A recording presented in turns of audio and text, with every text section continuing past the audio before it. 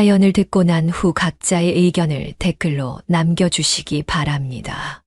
사연자분에게 큰 힘이 될 수 있습니다. 각색될 수 있고 사연자분의 입장에서 구성될 수 있습니다. 그녀는 허리가 찌르듯 아파 눈을 떴습니다.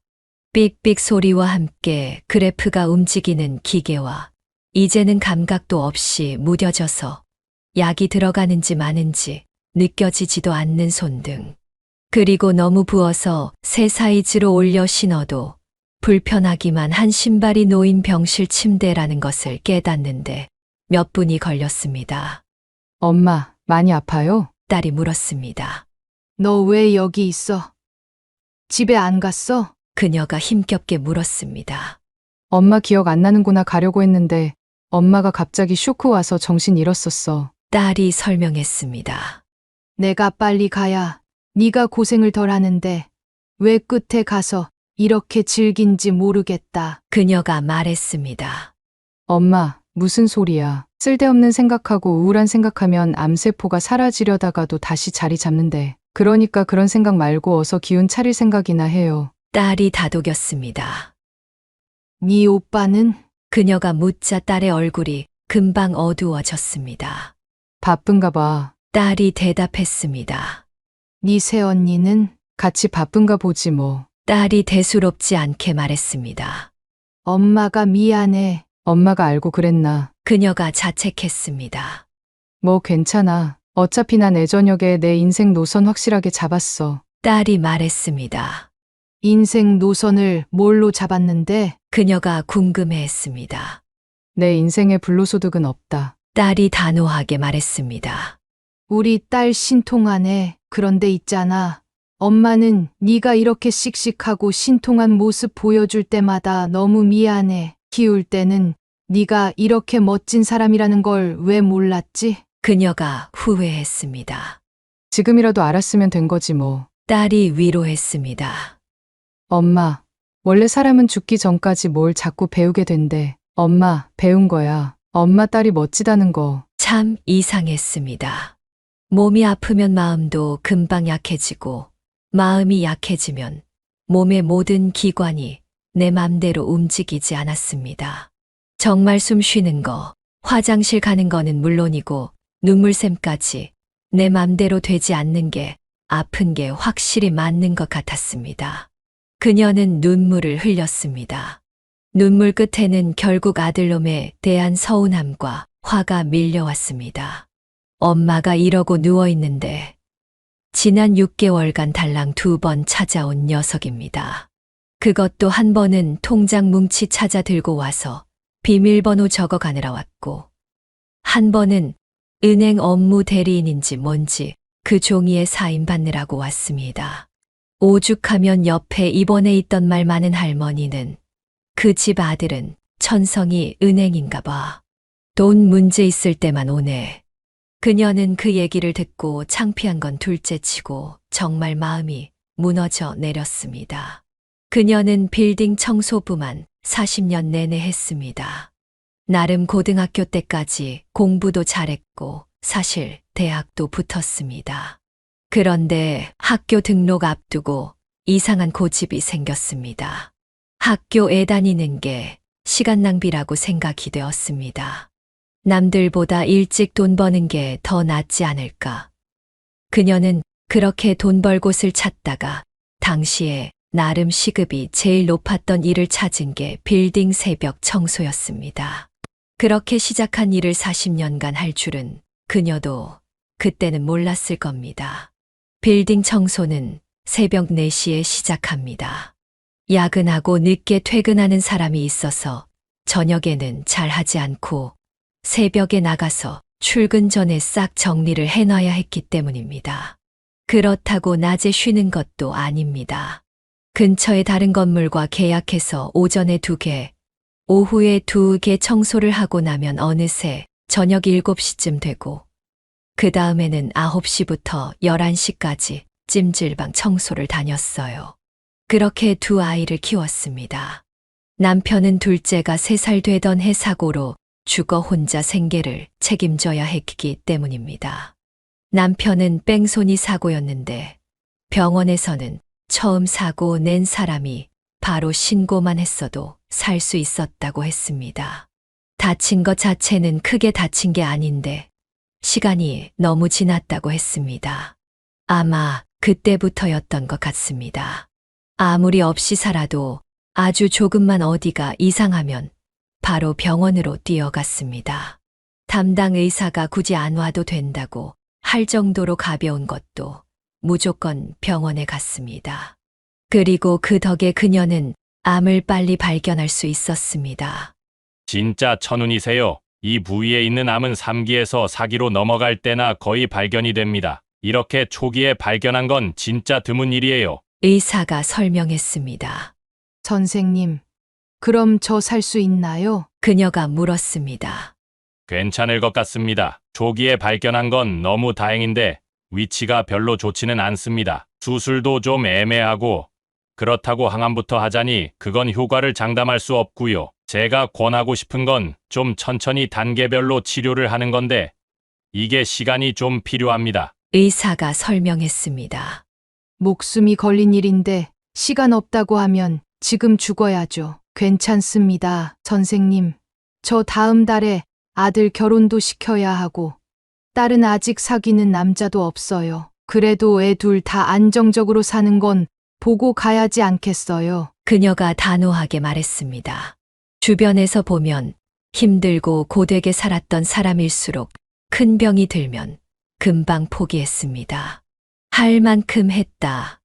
이제 그만 피곤하고 싶다. 더 이상 애쓰고 싶지 않다. 라는 말을 하면서요. 그런데 그녀는 억울해서 그 말이 안 나왔습니다. 하다못해 같이 용역 청소를 하는 사람들끼리 꽃놀이를 갈 때도 그녀는 혼자 일당 받으며 청소하는 기회를 놓치는 게 아까워 거절하고 일을 했습니다. 처음 몇 번이야 같이 가자고 계속 권했습니다. 그런데 그녀가 거절하는 게 한 번, 두 번 계속되니 그 다음부터는 아예 묻지도 않았습니다. 그녀는 그렇게 살아온 자신을 되돌아보며 생각에 잠겼습니다. 그냥 공식적인 왕따가 되었달까요? 그녀는 그렇게 생각했습니다. 조금 외롭기도 했지만 혼자서 미안해했습니다. 괜찮아. 나중에 놀면 돼. 지금 놀아봐야 돈만 쓰지. 놀러 갈 돈이면 우리 애들 일주일치 식비인데. 그녀는 그렇게 많은 것을 포기하며 모은 돈을 생각했습니다.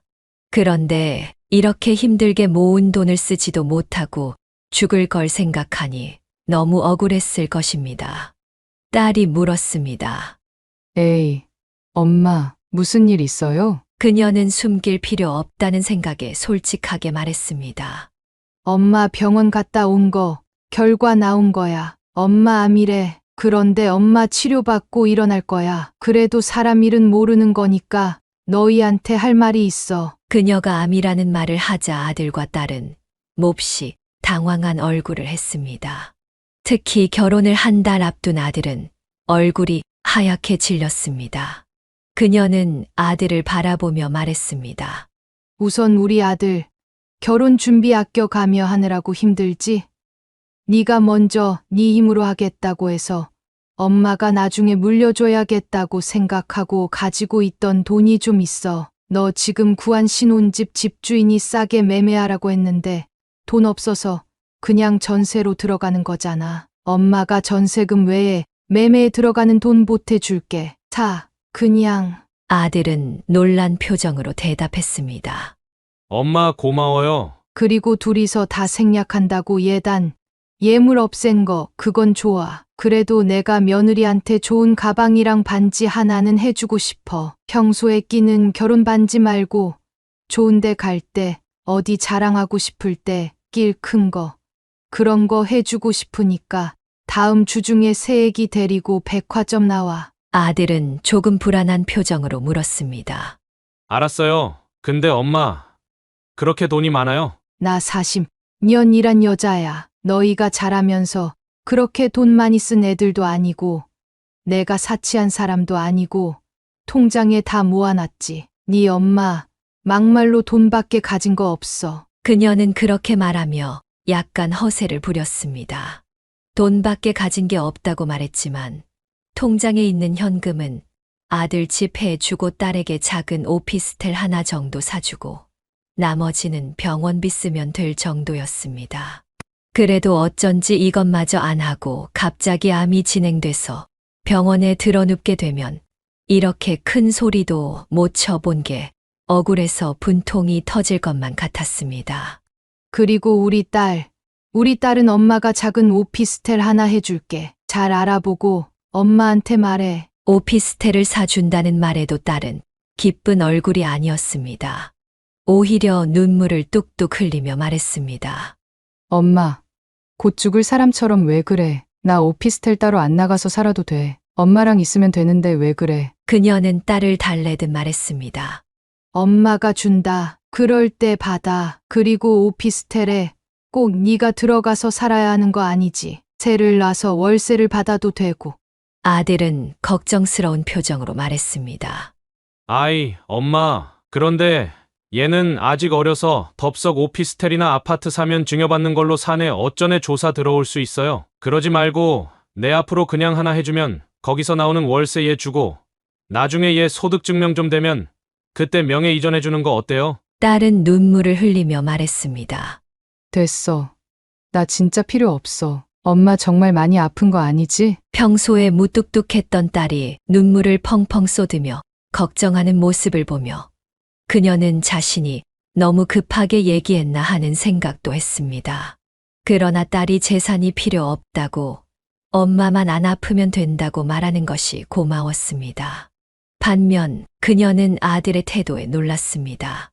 엄마가 아프다는 말보다 집 사주겠다는 말에 더 크게 반응하는 아들의 모습을 보며 몇 가지 사건들이 겹쳐지면서 뭔가 석연찮은 기분이 들었습니다.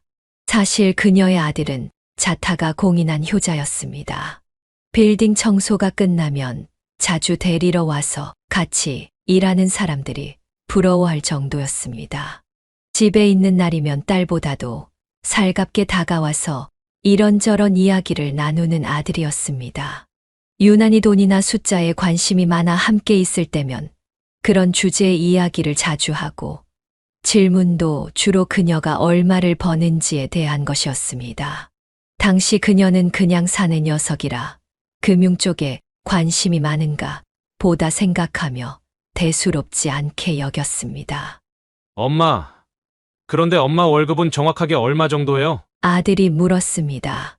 정확하지가 않아서 전체가 얼마다 이러기가 어렵네. 일당으로 계산해 주는 곳도 있고 주급을 주는 데도 있고 팀으로 일하고 나눠 받는 데도 있고 그녀가 대답했습니다. 그래도 평균은 있을 거 아니에요? 그게 들쑥날쑥해. 그래도 너희 둘 키우고 밥 먹을 정도는 되니까 뭐. 그런데 왜? 그냥 궁금해서. 한두 번 정도 아들이 그녀가 정확하게 얼마를 버는지 아주 꼬치꼬치 물어본 적이 있었습니다. 당시 그녀는 전체 금액을 말해주기 어렵게 여기저기서 띄엄띄엄 돈을 받을 때이기도 했고 사실 꽤 많은 부분을 재테크에 쏟아넣고 있을 시기였기 때문에 아들에게 자세히 말하고 싶지 않았습니다. 다른데 돈 쓰느라 애들을 가난하게 키우는 것처럼 보일까 미안했기 때문입니다. 결국에는 다 아이들 잘 되라고 절약하고 모은 돈이지만 당장 경제적으로 어려운 상황에서 그런 것을 알리기엔 미안한 마음이 컸습니다. 그래서 그녀는 20, 30년간 아이들에게 이렇게 말했습니다. 아들은 궁금한 듯 어머니를 바라보며 다시 물었습니다. 엄마. 그럼 재테크는 어떻게 했어요? 뭐 주식이나 부동산 이런 거 했어요? 용덕순 여사는 잠시 고민하다가 솔직하게 대답했습니다. 그래. 주식도 조금 했고 적금도 들었어. 너희 아빠 돌아가시고 나서는 혼자 힘으로 살아야 했으니까 미리미리 준비해둬야 했어. 아들은 고개를 끄덕이며 말했습니다. 엄마가 열심히 일해도 우리는 참 근근히 살게 됐네. 그래도 남한테 손 안 벌리고 크게 빚지지 않고 이렇게 근근이라도 살 수 있어서 참 감사하다. 그럼에도 한 가지 그녀가 한 점 부끄러움 없이 자랑스럽게 말할 수 있는 건 애들에게는 근근히를 강조했지만 필요한 건 근근히 해주지 않았다는 겁니다.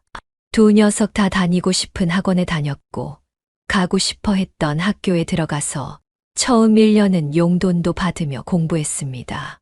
다만 어렸을 때부터 들었던 근근이라는 단어가 녀석들의 마음에 박혔는지 본인들도 아끼고 벌었습니다.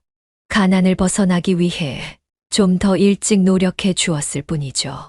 둘 다 장학금도 놓치지 않았고 아르바이트를 하면서 그녀에게 용돈도 얻습니다.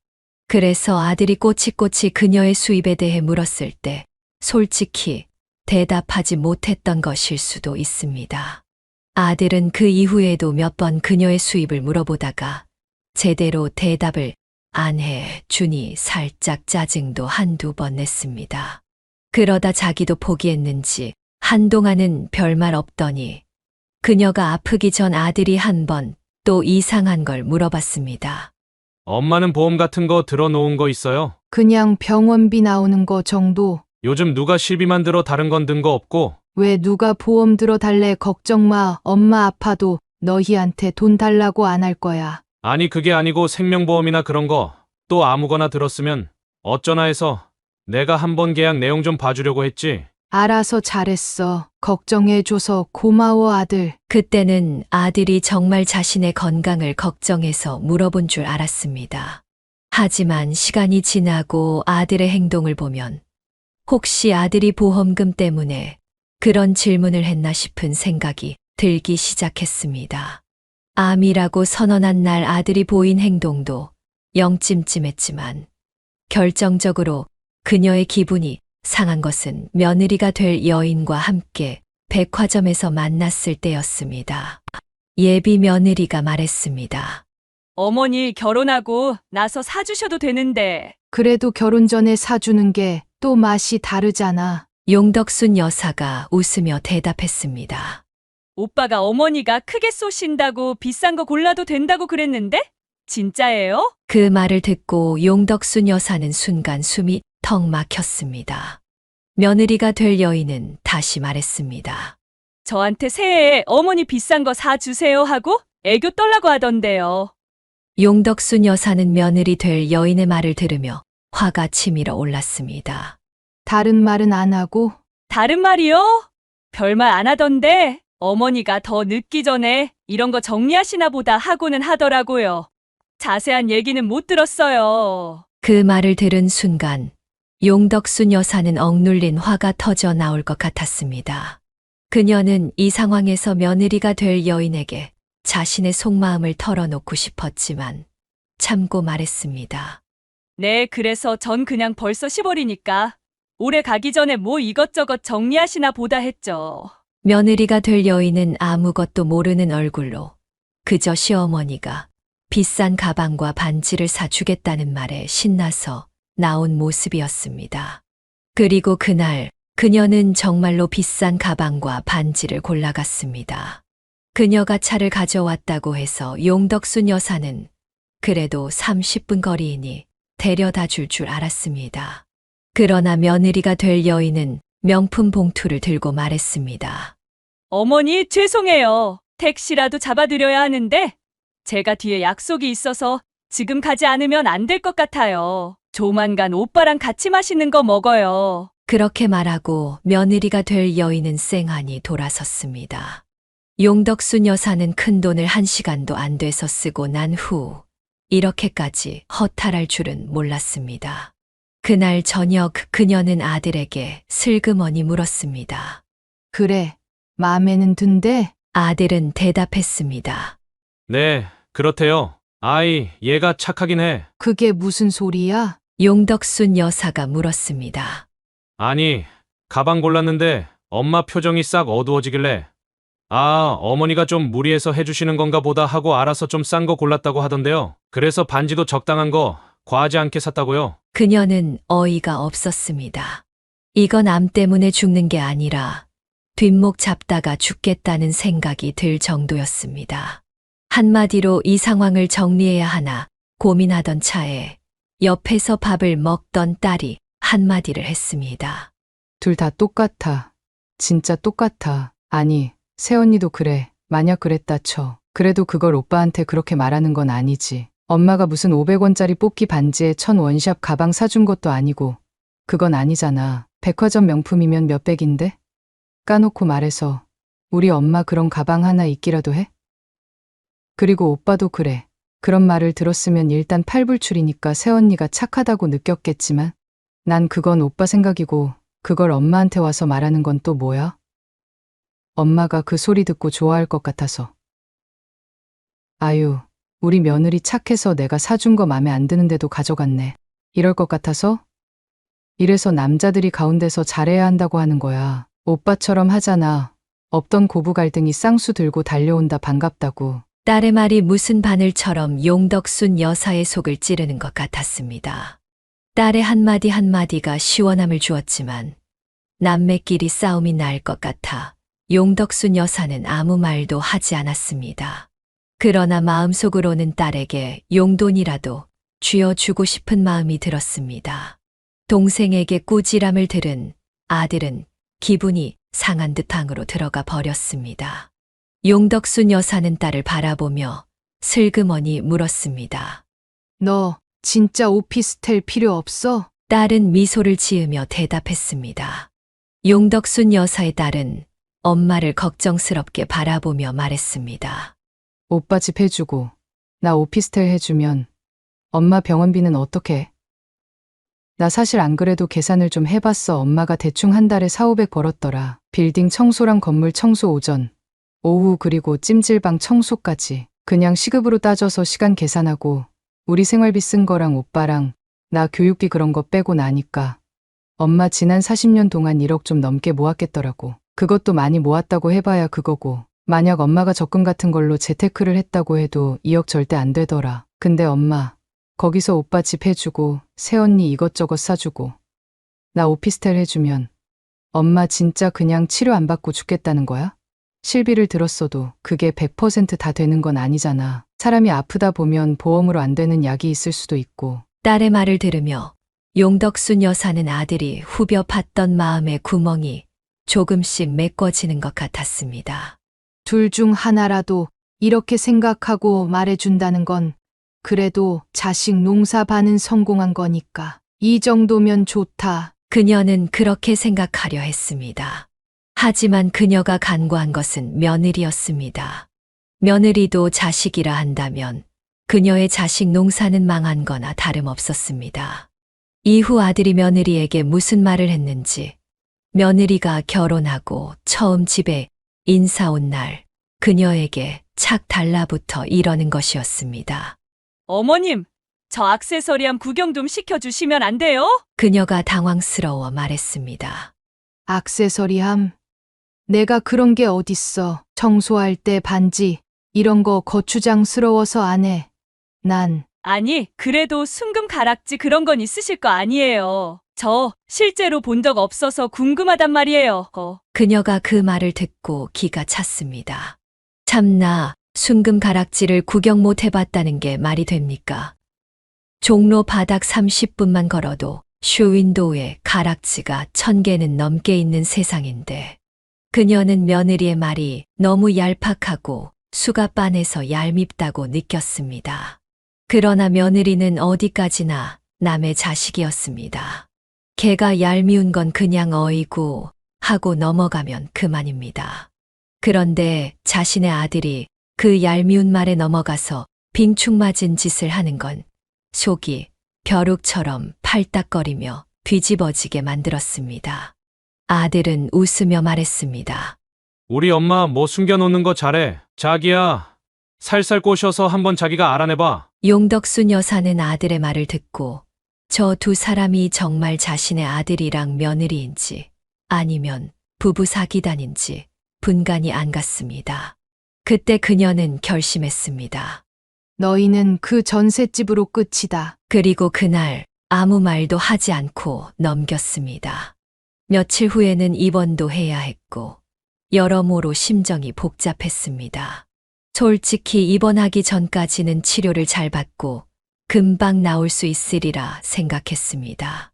그 오랜 세월 동안 일하면서 아파서 쉬어본 적도 없고 남들 다 걸리는 감기도 반나절이면 지나가는 정도였기 때문에 용덕순 여사는 아픔에 대한 감각이 무딘 편이었습니다.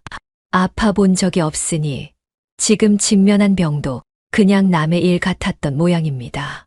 게다가 요즘 암은 워낙 흔하고 치료약도 많고 수술 방법도 다양하다고 들어서 그렇게 믿고 있었습니다. 그러나 암은 암이었습니다. 마치 잠자고 있던 사자의 코털을 건드린 것처럼 그전에는 아픈가 했던 곳들이 일제히 죽을 것처럼 아프기 시작했습니다. 암덩어리는 몸속에 있는데 왜 어떤 날은 엄지발가락이 끊어지는 것 같고 어떤 날은 뇌가 쪼개지는 것 같고 또 어떤 날은 손발이 맘대로 움직이지 않았습니다. 그녀는 그렇게 생각하며 겁에 질렸습니다.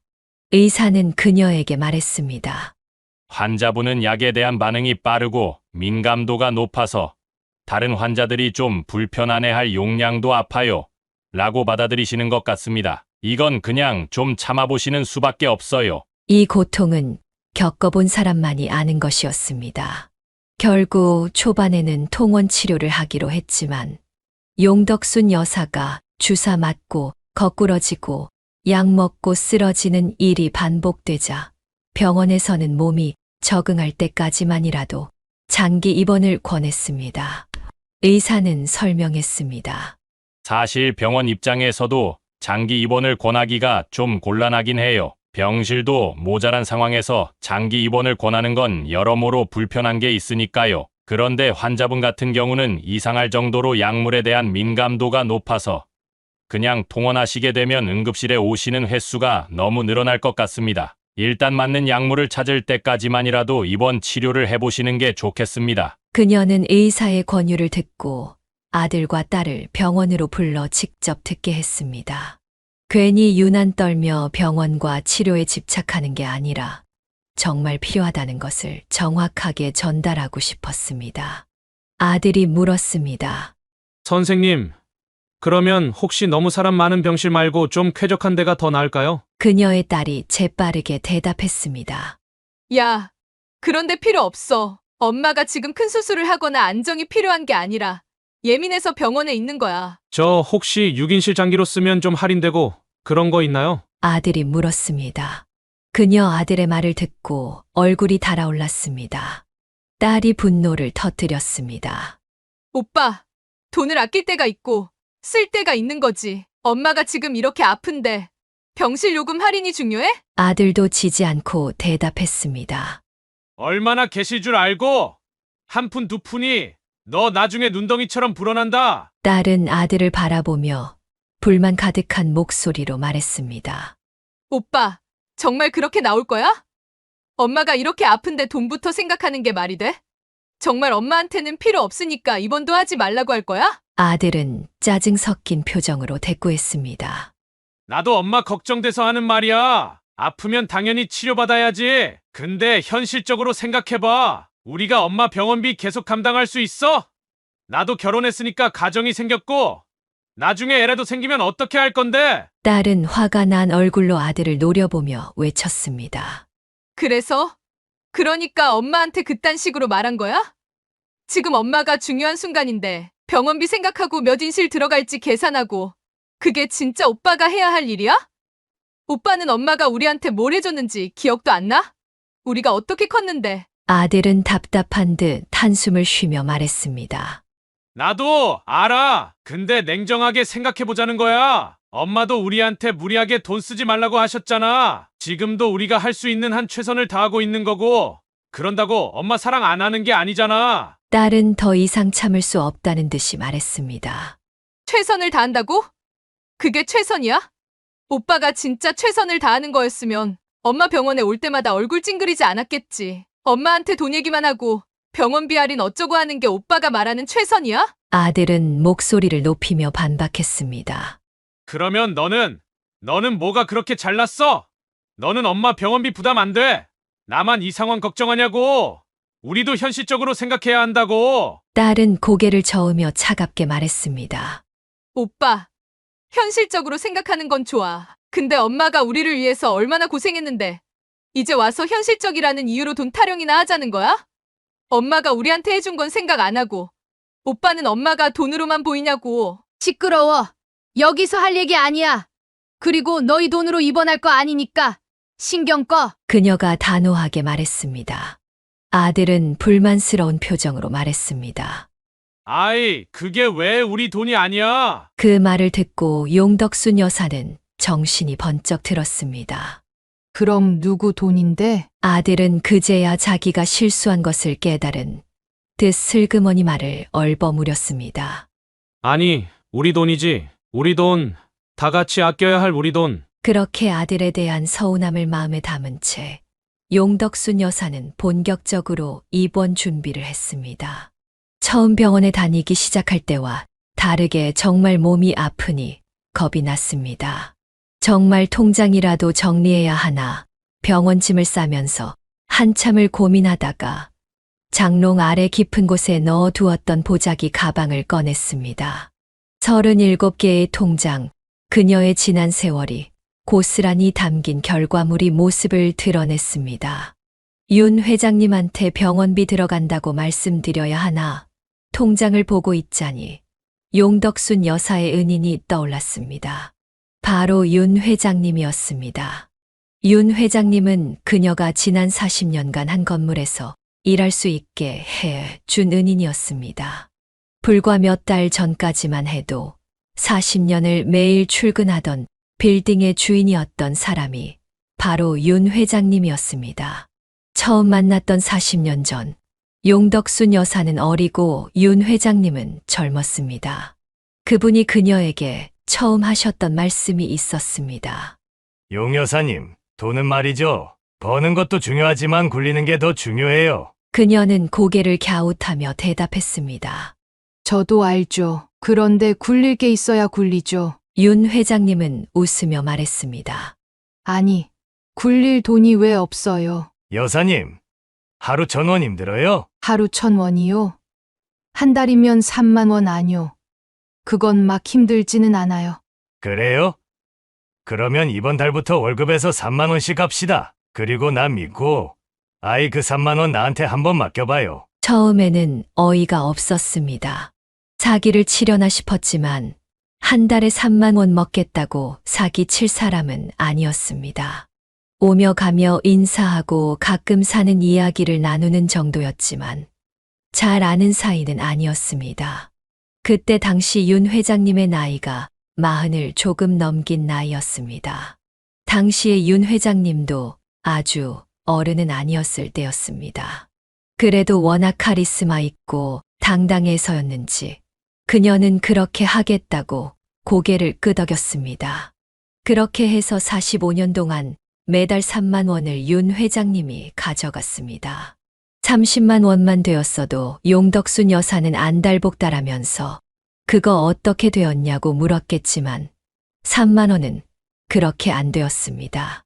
가끔 혼자 계산하며 60만 원 날아갔네, 120만 원 날아갔네 생각은 했지만 월급 주는 사람이고 다른 일자리도 연결시켜 준 사람이니 그냥 중간 소개비 썼다 생각하며 잊었습니다.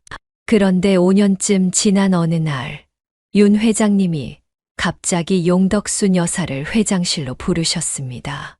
그때도 돈 생각은 못하고 청소할 게 있으신가 싶어 도구를 챙겨 올라갔습니다. 윤 회장님이 말했습니다. 청소 때문에 부른 거 아니에요. 용덕순 여사는 의아해하며 물었습니다. 그럼 왜요?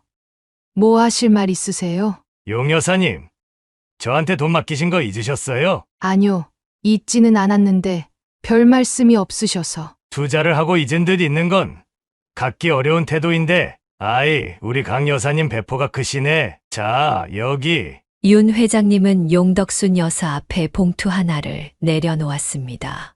순간 용덕순 여사는 한 달에 3만 원이면 1년에 36만 원, 5년이니까 180만 원.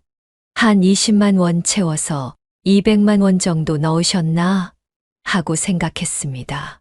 그래도 회장님인데 한 20만 원 보너스로 넣지 않았을까 하는 기대를 했습니다. 그러나 봉투를 열어보니 그 안에는 자그마치 1,000만 원이 들어 있었습니다. 에그머니나. 아니, 이게 무슨 돈이에요? 여사님이 투자한 돈이죠. 이게 대체 몇 배예요? 아니요. 회장님, 저 놀리지 마시고요. 윤 회장님은 진지한 표정으로 말했습니다. 여사님, 절 그렇게 오래 보시고도 모르세요? 저 사업 가지고는 절대 장난 안 합니다. 돈 장난 더더욱 안 하고요. 이거 진짜로 여사님이 저한테 3만 원씩 맡긴 걸로 불린 거예요. 이거 무슨 사기? 그런 거 아니죠? 진짜 너무하시네. 아, 그런 거 아니에요. 뭐 투자 수익 보고서 이런 거 드려요, 그럼? 아니요.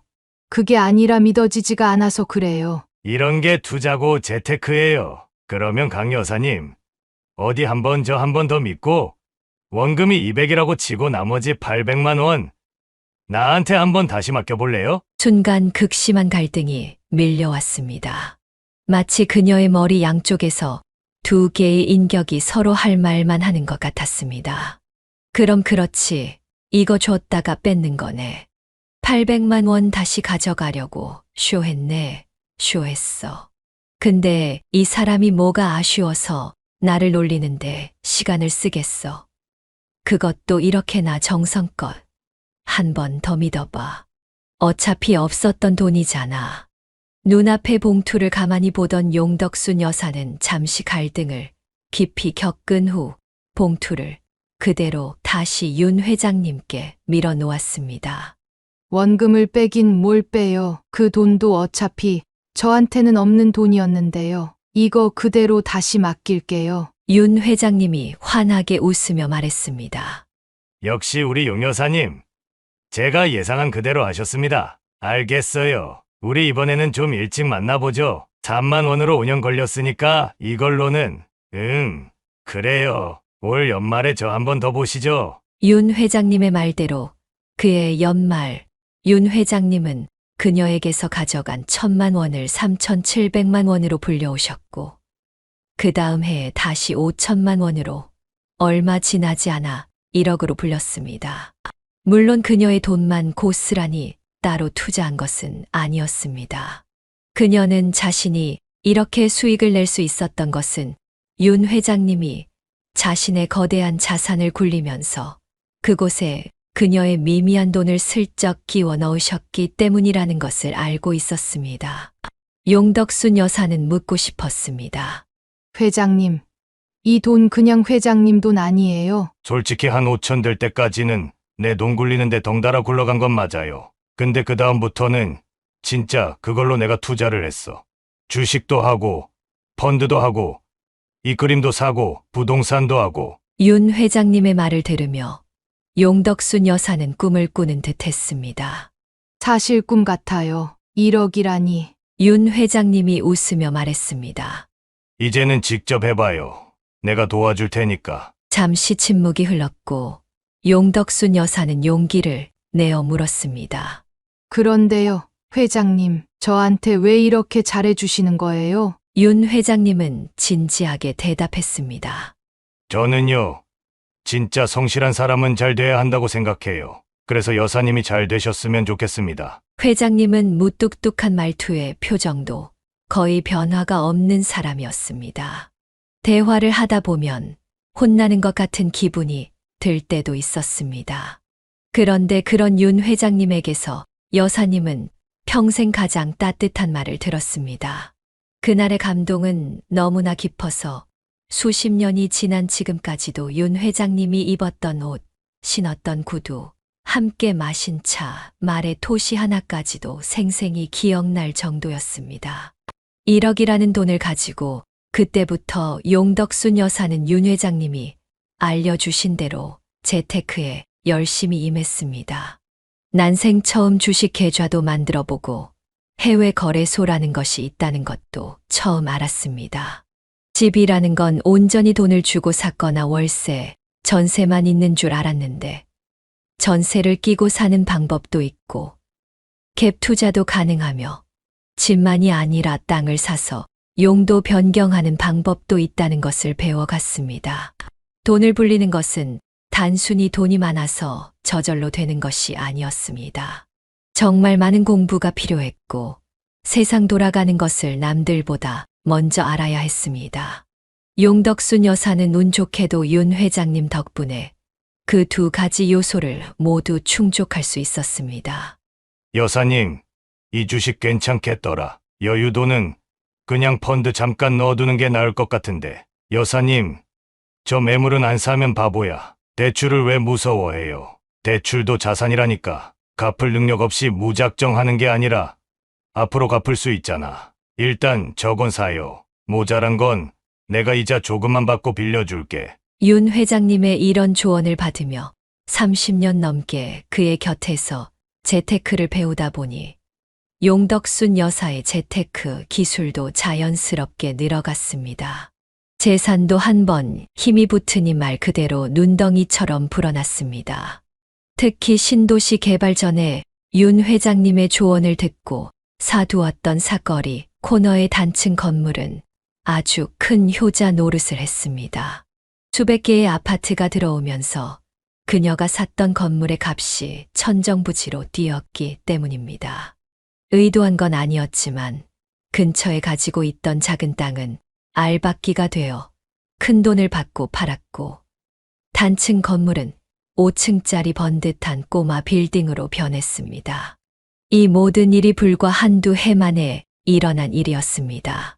당시에는 너무 얼떨떨해서 이게 꿈인가 생시인가 싶어 자다가도 일어나 장롱 아래 계약서를 다시 보고 장롱 및 통장을 꺼내보고를 며칠이나 반복했는지 모릅니다. 한 번 큰 돈이 생기니 그걸 불리는 건 또 다른 세계였습니다. 그래도 용덕순 여사에게는 한 가지 원칙이 있었습니다. 청소를 그만두지 않는 것이었습니다. 참 이상한 일이었습니다. 그전에는 사무실 청소를 하면서도 그런 게 보이지 않았는데 경제나 돈, 부동산 등에 관심을 가지고 돈을 불리게 되자 사무실에서 나오는 종이 쓰레기 하나도 예사롭지 않게 보이기 시작했습니다. 증권회사에서는 괜찮은 투자 상품이 뭔지 남보다 먼저 주워 듣고 부동산 개발회사에서는 숨겨진 보석 같은 땅이 어디 있는지를 건네 듣고 벤처회사에서는 요즘 뜨는 새로운 것들이 뭔지 보고 들을 수 있었습니다. 그것이 다 투자의 기초가 되었습니다. 물론 윤 회장님도 적극적으로 도와주었습니다.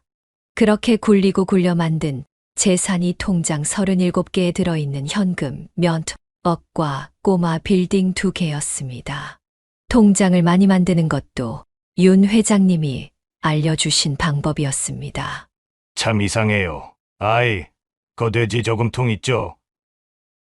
그걸 욕심껏 큰 거 하나 사다 두면 반도 못 채웠을 때 늘 배를 따게 되거든. 그런데 주먹만 한 거 몇 개 사다 놓고 집 여기저기 놓아두면 이상하게 모든 돼지가 다 빵빵해질 때까지 동전을 채워넣게 된단 말이죠. 통장도 그래요. 일단 만들 수 있는 대로 만들어서 여기 500원, 저기 1000원. 이 통장은 기분 나쁠 때 돈 넣는 거, 저 통장은 기분 좋을 때 넣는 거. 이렇게 날아오르는 날, 어라. 아니, 언제 내가 이렇게 돈을 모았지 하게 된다니까. 윤 회장님의 말을 듣고 보니 맞는 말이었습니다. 그래서 용덕순 여사의 통장 앞에는 하나씩 제목이 붙어 있었습니다. 아들 집, 아들 결혼, 아들 신혼여행, 아들 옷, 딸 결혼 등. 통장을 하나하나 보다 보니 용덕순 여사는 딸에게 조금 미안한 마음이 들었습니다. 37개 중에 28개가 아들과 관련이 있었기 때문입니다. 뭐, 통장 껍데기가 중요한가? 안에 들어있는 게 중요하지. 용덕순 여사는 그때 그렇게 생각했습니다. 그 껍데기에 있는 이름이 나중에 아들이 고집을 부릴 빌미가 될 줄은 상상도 못했던 것입니다. 통장을 잘 싸서 다시 장롱 밑으로 밀어넣은 용덕순 여사는 다음 날 병원으로 가면서 윤 회장님과 통화를 했습니다. 네, 회장님. 늦게 말씀드려 죄송해요. 그런데 어쩌다 보니 그렇게 됐네요. 윤 회장님은 걱정스러운 목소리로 말했습니다. 여사님, 일단은 건강부터 찾는 게 먼저기는 한데 가지고 있는 거 애들 싸움 안 나게 잘 관리해요. 내 주변에 여사님이 가진 거 반도 안 되는 유산으로도 자식들이 칼부림한다고 난리치는 거 본 게 한두 번이 아니에요. 윤 회장님의 말에 용덕순 여사는 무겁게 고개를 끄덕였습니다. 세월이 흘러도 윤 회장님의 조언은 여전히 그녀에게 큰 울림을 주었습니다. 용덕순 여사는 윤 회장님의 말을 듣고 마음속을 들킨 것 같은 느낌이 들었습니다. 안 그래도 아들과 며느리의 행동이 마음에 걸렸는데 윤 회장님이 그렇게 말씀하시니 병원으로 가는 발걸음이 더욱 무거워졌습니다. 그래도 내 새끼들은 아닐 거다. 그녀는 스스로를 위로하려 했습니다. 하지만 열 길 물속은 알아도 한 길 사람 속은 모른다는 말처럼 자신이 자식을 가장 잘 안다고 생각하지만 사실 가장 모르는 것이 부모라는 말도 있었습니다. 등잔 밑이 어둡다는 말이 바로 자신을 두고 한 말 같았습니다. 병원에 들어간 후 온몸이 아프고 갑자기 상태가 나빠지자 그녀와 자식들은 비상사태에 돌입했습니다. 생각보다 몰골도 좋지 않고 상태도 안 좋은 어머니를 보며 딸은 하던 일도 그만두고 어머니 곁에 붙어 간병을 시작했습니다. 문제는 아들이었습니다. 입원하는 날 한 번 아내와 함께 온 아들은 열흘 뒤쯤 혼자 방문하더니 그 다음부터는 감감무소식이었습니다. 그 즈음 딸은 혼자 잔뜩 화가 난 것처럼 보였습니다. 그녀는 엄마의 직감으로 딸이 오빠와 한바탕 했음을 느꼈습니다. 너 오빠랑 싸웠지? 그녀가 물었습니다. 딸은 고개를 젓더니 분노가 담긴 목소리로 외쳤습니다. 오빠는 무슨... 엄마도 오빠 좀 그만 싸고 돌아. 이제 엄마 아들 아니야. 엄마 며느리 남편이고 그 집 양아들이야. 아주 미친놈이야 그거. 아니, 엄마 이렇게 누워있는데 걔 나한테 전화해서 뭐라 그랬는 줄 알아? 지금 우리 사는 집 그거 상속보다 증여가 나을 것 같다고 3분의 1씩 공동명의로 바꾸자는 거야. 그래야 나중에 엄마한테 상속받을 때 지금보다 지분이 적어져서 유리하다나. 아니 그게 할 소리야? 미친놈. 딸의 얘기를 들으며 용덕순 여사는 희한하게도 화가 나지 않았습니다. 아, 그놈이 결국 생각하던 걸 숨기지 못했구나. 드러내고야 말았구나. 그녀는 그렇게 생각했습니다. 그리고 아들에게 전화를 걸었습니다. 내가 이걸 정리하지 않으면 나중에 나 죽고 나서 내 딸이 마음고생할 것 같았기 때문이었습니다. 엄마한테 좀 와. 그리고 오기 전에 엄마 방 장롱 아래 보면 파란색 가방 하나 있어. 그거 찾아서 들고 와. 처음에는 퉁명스럽던 아들은 가방 이야기가 나오자 뭔가 있나 싶었는지 금방 그러겠다고 했습니다. 그리고는 근래 보기 드문 밝은 얼굴로 병원을 찾아왔습니다. 입원해서 먹고 토하고 수액 맞고 토하고 약 먹고 기절하고 할 때는 밥 먹을 시간도 없이 바빠서 오기 힘들다던 아들은 가방 들고 병원 오라 했더니 제일 바쁠 평일 오후 2시에 냉큼 왔습니다. 에이, 엄마 상태 괜찮아 보이시는데. 아들은 그렇게 말했습니다. 그녀는 피곤한 목소리로 대꾸했습니다. 눈이 삐었니? 어제도 토하고 기절하고 하면서 잠 한숨 못 잤는데 가방이나 줘. 아들은 웃으며 말했습니다. 전혀 그래 보이지 않는데 뭐 병원에서 하라는 대로만 해요. 그런데 엄마, 무슨 돈이 이렇게 많아요? 용덕순 여사는 덤덤하게 말했습니다. 내가 말했잖아. 나 가진 거 돈밖에 없다고. 아니, 이 정도일 줄은 몰랐지. 그녀는 어이가 없었습니다. 용덕순 여사의 손이 2배가 돼서 솥뚜껑만하게 부은 건 안 보이고 통장에 찍힌 숫자만 보인 것 같아 보였기 때문입니다. 그런데 더 가관인 건 그때부터였습니다. 며느리가 웃으며 말했습니다. 어머니, 죄송해요. 저도 회사 일에 뭐해 너무 바빴어. 아가씨한테도 미안하고.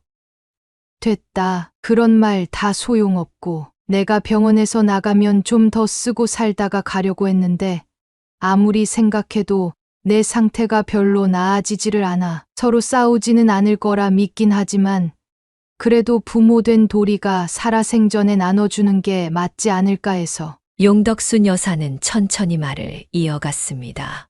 그래서 여기 이거는 너 갖고 이건 내 동생 거니까 손대지 말고 내 여동생 집 하나랑 결혼 자금이니까. 솔직히 그때만 해도 용덕순 여사는 아들에 대한 신뢰와 기대, 희망이 있었습니다.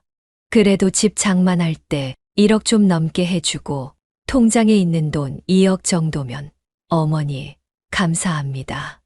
할 줄 알았습니다. 그런데 이번에도 역시 그녀의 예상은 빗나갔습니다. 아들은 얼굴을 찌푸리며 말했습니다. 무슨 소리예요? 엄마, 이 통장에 내 이름 적혀 있는데 당연히 내 거죠. 그리고 내가 아까 다 확인했는데 엄마 이러시면 저 서운해요. 저한테 주신 이 통장들 다 소액드리고 굵직한 금액은 다 저 통장에 들어있잖아. 이건 뭐 장남이라 제사며 책임이며 다 지는데 핵심은 출가의인 될 동생이 가져가는 이상한 구조네. 용덕순 여사는 차분하게 말했습니다. 말했잖아. 너는 집 해줬고. 그러자 며느리가 나섰습니다. 어머니, 그건 아니죠. 이인은 장남이잖아요. 솔직히 어머니 제사 모시고 혹시 병원에서 나오시게 되면 나중에 거동 불편하실 때 저희한테 오실 거 아니에요. 그런 거 생각하시면 이 사람한테 투자하시는 게 맞죠. 그녀는 기가 막혔습니다. 혹시 병원에서 나오게 되면이라니. 그게 지금 눈 깜빡이고 헛구역질 참아가며 재산 주는 시어미한테 할 말이냐. 그러나 더 기가 막힌 건 그때부터였습니다. 아들은 당당하게 딸 몫으로 지어놓았던 통장 뭉치에서 큰 금액 있는 통장 5개를 쓱쓱 빼더니 자기 앞으로 딱 갖다 놓았습니다. 아이, 그리고 엄마, 내가 설마 내 여동생 모른 체 하겠어요? 내가 잘 불려서 가지고 있다가 걔 시집갈 때 한 미천 두둑히 주고 그럴 거니까 걱정하지 마요. 그리고 이거 통장 정리하려면 비밀번호 있어야 하니 통장 앞에 적어주세요. 다 똑같은가 비밀번호가? 그때 갑자기 딸이 나타났습니다. 안 그래도 딸이 있을 때 말하면 안 될 것 같아 일부러 자리를 비운 날에 아들을 불렀는데 딸은 엄마가 걱정돼 불이 나게 달려온 것입니다. 그리고 한동안 입구에서 오빠 내외의 행동을 지켜보다가 결국 나선 것입니다. 딸은 한쪽에 있던 자기 몫의 통장까지 싹 가져다가 오빠 앞에 던졌습니다. 꺼져! 이 버러지 같은 새끼야! 딸이 소리쳤습니다. 얘, 너 왜 그래? 용덕순 여사가 딸에게 물었습니다. 딸은 눈물을 참으며 단호하게 말했습니다. 엄마, 나 오늘부로 오빠 없어. 엄마한테는 아들이 있을지 몰라도 나한텐 오빠 없어. 그리고 내가 말했지. 엄마, 내 인생에 불로소득은 없다가 모토라고. 저 돈 필요 없어. 저거 다 가지고 꺼지라고 해. 엄마 병원비 모자라면 내가 대출받든 일을 늘리든 내가 알아서 할 거니까. 야, 너희 둘 다시 나타나지 마. 너희 때문에 없던 암도 생기겠어. 그거 들고 꺼져. 용덕순 여사는 딸의 서슬퍼런 말에 순간적으로 움츠러들었습니다. 정작 통장 주인인 자신도 무서워서 아무 말도 할 수 없을 정도였습니다. 그렇게 아들 내외는 통장 뭉치를 들고 병실에서 사라졌습니다. 그 광경을 지켜보고 있던 옆자리 할머니가 또 한마디 했습니다. 아들 농사는 폭망인데 딸 농사는 대성공이네. 며칠 뒤 딸이 없는 틈을 타서 아들이 혼자 병실을 찾아왔습니다. 처음에는 아들이 반성하고 사과라도 하러 왔나 싶었지만 곧 그녀는 자신이 너무 미련했다고 느꼈습니다. 아들은 통장에서 돈을 뽑을 수 있게 위임장 같은 것을 받으러 온 것이었습니다. 본인이 직접 은행에 갈 수 없다는 것을 증명하는 증명서와 함께 말입니다. 그녀는 아들에게 그 증서들을 써주고 나서부터 몸이 더 나빠졌습니다. 같은 병실에 있던 환자들마저 걱정스러운 눈빛으로 바라봤습니다. 사실 용덕순 여사도 별로 더 살고 싶은 마음이 없었습니다. 자식 농사는 망했고 그렇게 모으고 굴렸던 돈도 며느리의 사치에 쓰일 게 뻔하니 자신이 무슨 힘이 있겠냐는 생각이 들었습니다. 그저 딸이 불쌍해서 눈물만 나올 뿐이었습니다. 그렇게 며칠 동안 최악의 몸 상태로 시름시름 앓았습니다. 일주일 동안 죽다 살아나다 보니 더 누워있으면 욕창이 생길 것 같아 혼자 링거대를 끌고 복도로 나왔습니다. 병원 아니라도 좀 걷고 싶었습니다. 그때 익숙한 목소리가 들려왔습니다. 아들과 며느리였습니다. 용덕순 여사는 저것들이 무슨 일이지 싶어 슬그머니 벽에 몸을 붙이고 그들의 대화를 엿들었습니다. 그 대화는 가관도 그런 가관이 없었습니다. 며느리가 말했습니다. 아니, 그냥 어디 요양원으로 옮기자니까. 아들은 한숨을 쉬며 대답했습니다. 나도 그러고 싶어. 그런데 엄마가 말을 듣겠어? 치료 안 된다고. 연명 치료하는 거 더 괴롭고 의미 없다고 하면 되잖아. 의사가 허락을 안 하면, 약 잘 듣고 있는 거라고 하면, 며느리는 짜증스럽게 말했습니다. 아유, 무슨 상관이야. 환자랑 보호자가 결정했다. 이 병원 나갈 거다 하면 될 것을. 아들은 걱정스러운 목소리로 말했습니다. 엄마 옮기기 전에 일단 동생을 어떻게 좀 해야 하는데, 내가 한 일주일 쇼 좀 할까? 그동안 너무 무심했다. 앞으로 내가 간병하겠다 이러고 아가씨는 쉬지도 못했는데 휴가라도 좀 다녀오라고. 며느리는 고개를 끄덕이며 말했습니다. 그러면 되겠네. 진짜 비행기 태워보내면 금방 오지도 못할 거고. 아이, 근데 우리 자기 간병할 수 있겠어? 아들은 미소를 지으며 대답했습니다. 마지막 가시는 길에 좋은 일 한다 생각하면 되지 뭐. 며느리는 아들의 손을 잡으며 말했습니다. 고생할 텐데 고마워. 용덕순 여사는 그 대화를 들으며 분노로 몸이 떨렸습니다. 마음이 몸을 지배하고 몸이 마음을 흔든다는 말이 맞았습니다. 속에서 그동안 없던 분노가 끓어오르자 그렇게 덜덜 떨리던 팔다리에 갑자기 힘이 붙었습니다. 몇 주간 없었던 힘이 돌아와 병실로 돌아간 후 너무 구역질이 심해 먹지 못했던 약을 한숨에 삼켰습니다. 처음으로 구역질도 나지 않았습니다. 그날 용덕순 여사는 결심했습니다. 너는 죽을 때까지 내 건물들은 구경도 못한다. 이놈아. 바로 윤 회장님께 전화를 걸었습니다. 회장님, 제가 논해드리고 부탁드릴 게 있어서요. 자초지종을 들은 윤 회장님의 첫마디는 썩을 놈이었습니다.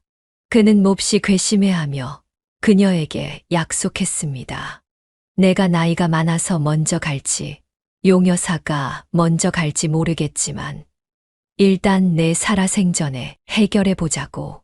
비서시켜서 증여 절차 알아보고 그 망할 놈이 현금 다 들고 가서 증여세 낼 거 없으면 말해. 그리고 딸내미가 간병하느라 회사 그만뒀다고. 내가 좋은 일자리 알아봐 줄 테니 걱정 말고 그 돈은 다는 못 가져가게 변호사한테도 말해볼게.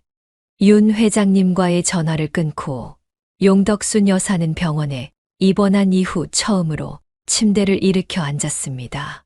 그녀가 입맛이 없어서 걱정하던 딸이 밖에서 죽을 한 그릇 사들고 들어오던 참이었습니다. 딸은 어머니가 앉아있는 모습을 보고 깜짝 놀라 물었습니다. 엄마, 어쩐 일이에요? 예, 그 죽 좀 줘. 나 좀 먹어야겠다. 딸은 어머니의 변화에 놀라며 미소 지었습니다. 엄마, 너무 고맙다. 진짜 어서 먹어요. 아니, 천천히 드셔. 용덕순 여사는 입원 후 처음으로 죽 한 그릇을 싹 비웠습니다. 그리고 그날부터 신기하게도 다른 반응 없이 약과 주사를 몸이 쑥쑥 받아들였습니다. 그동안 몸이 적응하고 싸우는 시간이 길었는지 용덕순 여사의 상태는 점점 나아졌습니다.